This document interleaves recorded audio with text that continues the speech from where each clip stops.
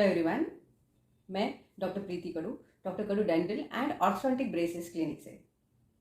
तो आज हम ये बात करने वाले हैं कि आपके बच्चों के दांत अगर आड़े टेढ़े हैं, या अगर आपके दांत आड़े टेढ़े हैं, या अगर आपके दांतों में स्पेसेस हैं, दांतों में कहीं पे गैप्स बन रहे हैं, तो उसकी ट्रीटमेंट क्या होनी चाहिए, वो कब करनी चाहिए।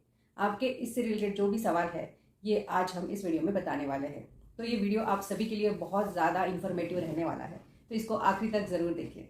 तो सबसे पहले हम बात करेंगे कि अगर आपका बच्चा थोड़ा कम उम्र का है, जैसे मतलब 6 से 7 साल का है, तो उसके दांतों में आपको क्या प्रॉब्लम्स दिखते हैं।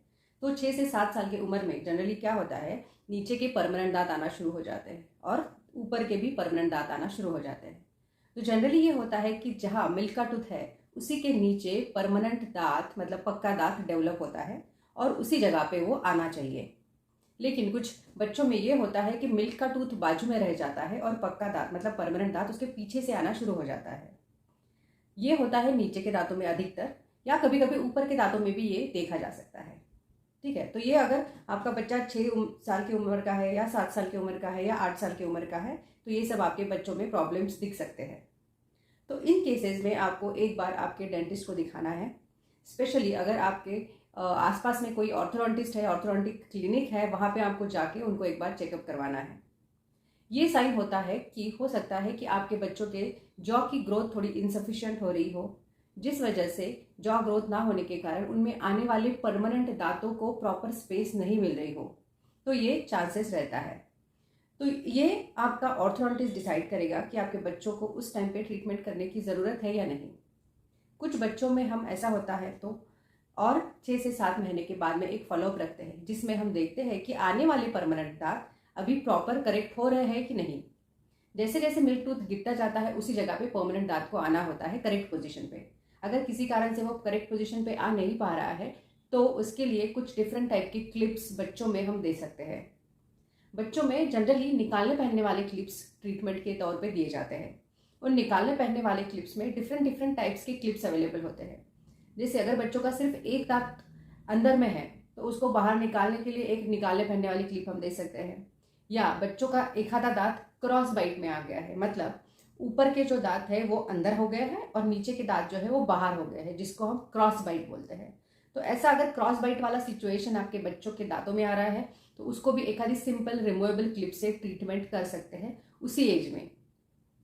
कुछ बच्चों में उनका जॉ का शेप, जैसे ऊपर का जॉ है या नीचे का जॉ है, उसका शेप थोड़ा डिफरेंट बनना शुरू हो जाता है। बहुत से बच्चे जो कि माउथ ब्रीदर्स रहते हैं, मतलब जिनको मुंह से सांस लेने की हैबिट होती है, तो जब भी वो मुंह से सांस लेते हैं उनके जॉ का ग्रोथ नैरो होना शुरू हो जाता है, मतलब ऊपर का जॉ जो है नैरो बनना शुरू हो जाता है। आप ये बात समझने की कोशिश कीजिए कि बच्चों के दांत जो है आड़े टेढ़े क्यों आते हैं।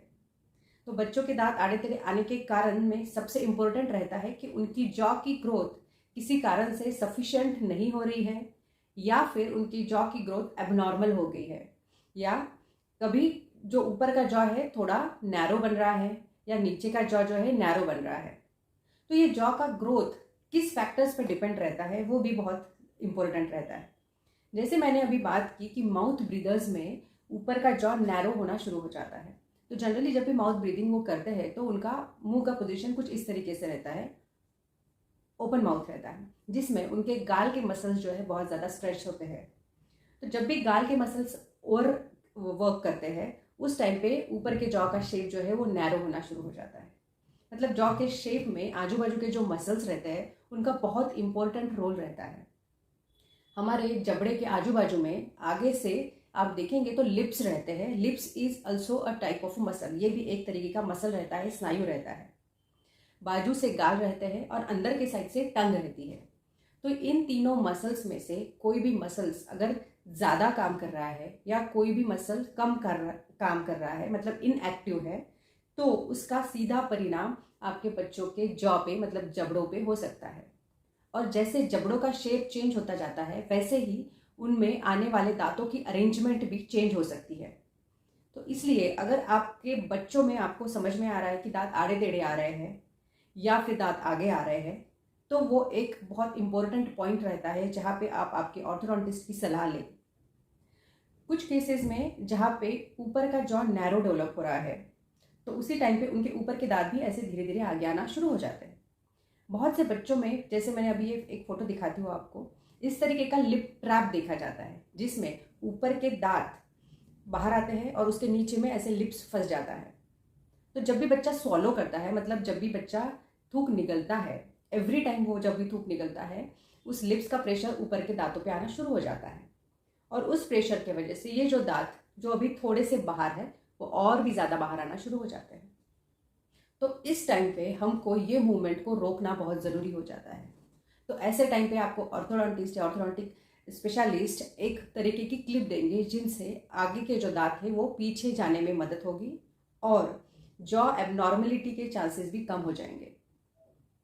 कुछ किड्स में मसल्स के वर्क को कंट्रोल करने के लिए मायोफंक्शनल क्लिप्स दी जाती है, मायोफंक्शनल अप्लायंसेस दिए जाते हैं। तो मायोफंक्शनल अप्लायंसेस भी निकालने पहनने वाले कुछ क्लिप्स रहते हैं, जो अगर आपका बच्चा सही तरीके से पहनता है तो आने वाले जॉ की इश्यूज को और दांतों के क्राउडिंग को, दांतों की ओवरलैपिंग को या टेढ़े मेढ़े दांतों को प्रिवेंट किया जा सकता है। इसलिए जब भी आपका बच्चा 7 साल का है, 8 साल का है, 10 साल का है, उस टाइम पे ये महत्वपूर्ण क्लिप उसको दी जा सकती है, डिपेंडिंग ऑन कि उनका केस किस तरीके का है। ज़्यादातर डेंटिस्ट आपको ये सलाह देंगे कि आपके बच्चे के दांत अगर आड़े टेढ़े हैं तो उनको ब्रेसेस की ज़रूरत है। बहुत से केसेस में ब्रेसेस की ज़रूरत पड़ती है, लेकिन ब्रेसेस कब लगते हैं ये भी जानना आपके लिए बहुत ज़रूरी है। बच्चों के दांतों में ब्रेसेस हम तभी लगाते हैं जब उनके सारे के सारे परमानेंट दांत मुंह में आ चुके हैं, या फिर अगले 2 से 3 महीने में सारे के सारे परमानेंट दांत अभी आने वाले हैं। सिर्फ 1 या 2 परमानेंट दांत आने के हैं जो कि अभी कुछ महीने में आ जाएंगे। तो सिर्फ वैसे केसेस में ही फिक्स ब्रेसेस लगा के दांतों को सीधा किया जा सकता है। लेकिन फिक्स ब्रेसेस का सिचुएशन कब आता है? जब आपका बच्चा अभी बड़ा हो गया है, उसकी ग्रोथ कंप्लीट हो चुकी है, उसके जॉ का साइज डिसाइड हो चुका है। उस केसेस में हमको उसको ब्रेसेस लगा के दांतों को सीधा करना पड़ता है। लेकिन अभी हम जब बात कर रहे हैं कि बच्चे की ग्रोथ अभी चल रही है, तो अगर बच्चे की ग्रोथ अभी चल रही है, अगर उसकी उम्र 10 साल की है, 11 साल की है, कभी कभी 12 साल के बच्चों में भी थोड़ा बहुत ग्रोथ होने के चांसेस रहते हैं, वैसे केसेस में हम उस जॉ की ग्रोथ को कंट्रोल कर सकते हैं। उस जॉ की ग्रोथ अगर कम हो रही है तो उसको एनहांस कर सकते हैं।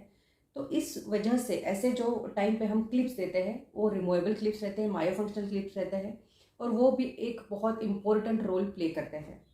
तो ऐसा ज़रूरी नहीं है कि आप आपके बच्चों के दांत आड़े टेढ़े हैं और उनका आड़े टेढ़े दांतों को ठीक करने के लिए उनके 12 साल तक या 14 साल तक वेट करें। आप उसके पहले ही आपके ऑर्थोडोंटिस्ट के पास, ऑर्थोडोंटिक क्लिनिक में दिखा कर उनकी सलाह लीजिए और कौन से टाइप की क्लिप उनको एडवाइजेबल है उस तरीके की क्लिप उनको ज़रूर लगवाइए। मैं आपको एक एग्जांपल देती हूँ।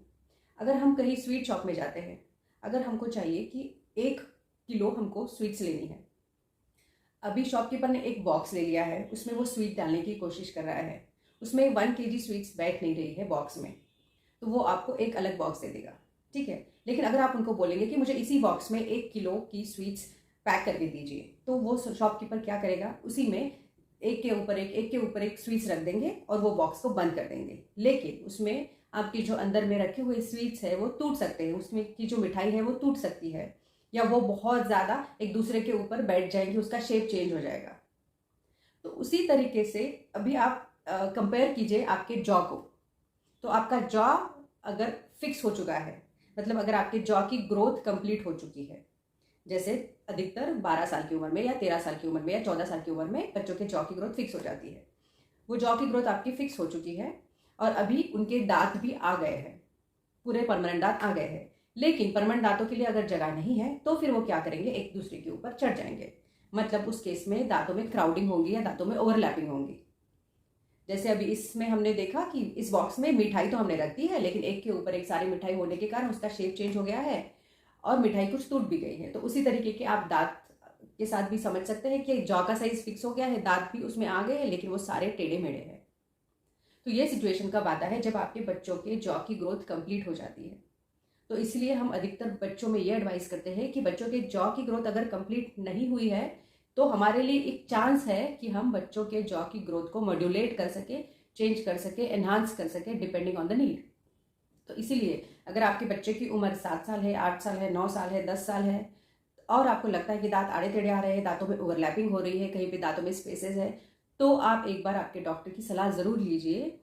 पूरा उनकी उम्र 12 तक होने तक या 14 तक होने तक मत वेट कीजिए, क्योंकि 12 और 14 की उम्र में तो उनके जॉ का साइज फिक्स ही हो जाएगा। उस टाइम पे उनके दांत जो है आड़े टेढ़े, सारे आड़े टेढ़े दांत आ जाएंगे।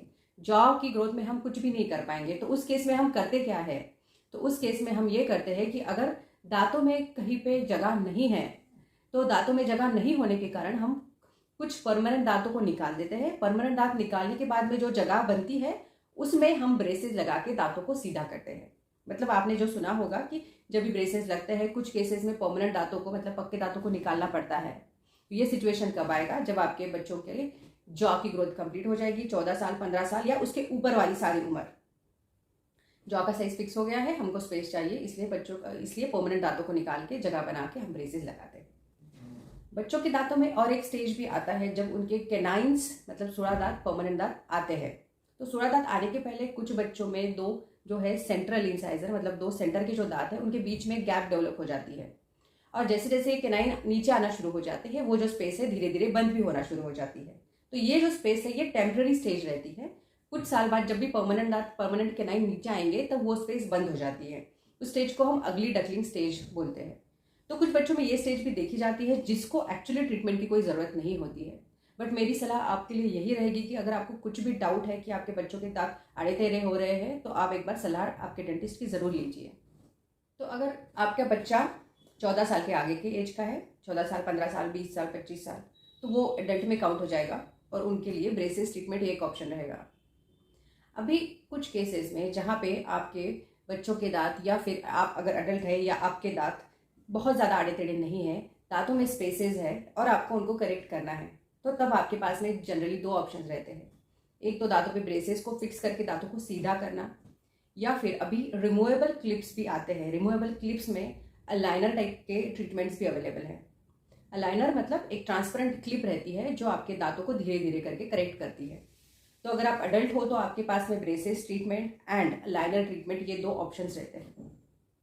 आपका केस कितना सीवियर है, आपके केसेस में कितने परमानेंट दांत निकालने हैं, आपके केसेस में जॉ का करेक्शन भी रिक्वायर्ड है कि सिर्फ दांतों का करेक्शन भी रिक्वायर्ड है। ऐसे बहुत से फैक्टर्स रहते हैं जो कि डिसाइड करते हैं कि आपको ब्रेसेस ट्रीटमेंट करने से बेहतर रिजल्ट मिलेगा या फिर अलाइनर ट्रीटमेंट करने से बेहतर रिजल्ट मिलेगा।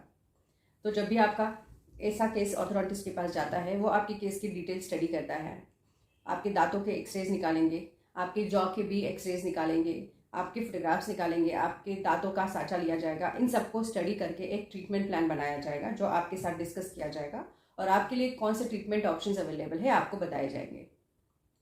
तो फ्रेंड्स, आई होप आज का ये वीडियो में आपको ये चीज़ें क्लियर हो गई होंगी कि अगर आपके बच्चे की उम्र कम है तो उनको कौन से ट्रीटमेंट्स अवेलेबल है, और आपका बच्चा अगर बड़ा है, 14 साल के ऊपर है, तो कौन से ट्रीटमेंट्स अवेलेबल है। और एक जनरली कॉमन क्वेरीज रहती है अडल्ट्स के लिए, अडल्ट्स में, कि ब्रेसेस कब लगाए जा सकते हैं और कितने उम्र तक के भी लगाए जा सकते हैं। जैसे अगर कुछ 40 साल के एडल्ट्स हैं तो वो हमसे अक्सर पूछते हैं कि मैं ब्रेसेस लगा के ट्रीटमेंट कर सकता हूँ क्या। या कुछ एडल्ट्स ऐसे भी होते हैं जिन्होंने 50 ईयर्स क्रॉस कर लिया होता है, उनके दांत बहुत ज़्यादा आड़े टेढ़े रहते हैं, उनको दांत तो करेक्ट करना होता है लेकिन वो सोचते हैं कि शायद हमारे दांतों में ब्रेसेस नहीं लग सकते।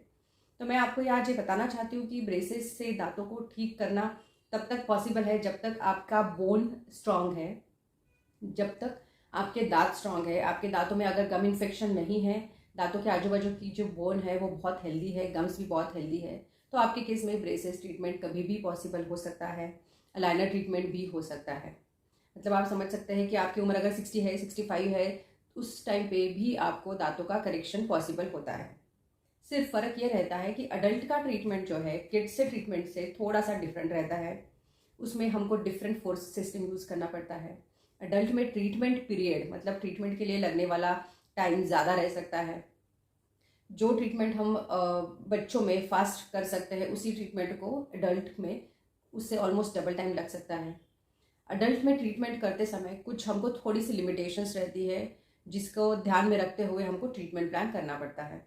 तो अगर आप अडल्ट भी हो तो भी चिंता करने की कोई ज़रूरत नहीं है। आपके पास में अलाइनर करके भी एक ऑप्शन रहता है जिसमें अगर आपके दांतों में थोड़ा सा स्पेस है, थोड़ी सी क्राउडिंग है, मतलब थोड़े से दांत ओवरलैप्ड है, थोड़े से टेढ़े मेढ़े हैं, तो aligner is a very good option for you. जिसमें लोगों को पता भी नहीं चलेगा कि आपने दांतों का करेक्शन स्टार्ट किया है, आपके दांत करेक्ट हो रहे हैं। और सिरेमिक ब्रेसेस करके भी एक ऑप्शन रहता है, जिसमें दांत के कलर के ब्रेसेस आपके दांतों के ऊपर लगाए जाते हैं। तो आप जब स्माइल करते हो तो ऐसे मेटालिक स्माइल भी दिखती नहीं है, दांत के कलर के ब्रेसेस ही दिखते हैं, जो कि बहुत ज़्यादा मेटालिक स्माइल देने वाले नहीं होते हैं। तो अगर आप एडल्ट भी है तो ब्रेसेस ट्रीटमेंट ज़रूर करवा सकते हैं। सो आई होप ये सारी इन्फॉर्मेशन आपके लिए बहुत ज़्यादा महत्वपूर्ण रही होंगी। अगर इसके सिवाय भी कुछ आपके मन में सवाल है तो आप हमारे कमेंट बॉक्स में क्वेश्चंस डाल सकते हैं, हम उनके आंसर देने की ज़रूर कोशिश करेंगे। और ऐसे ही महत्वपूर्ण वीडियो के लिए हमारे साथ में आप जुड़ सकते हैं। सब्सक्राइब कीजिए, लाइक शेयर कीजिए वीडियोस को, क्योंकि आपके जैसे बहुत सारे लोगों को इतने सारे सवाल मन में रहते हैं ब्रेसेस के बारे में। तो ये वीडियो आप ज़रूर शेयर भी कीजिए। Thank you very much.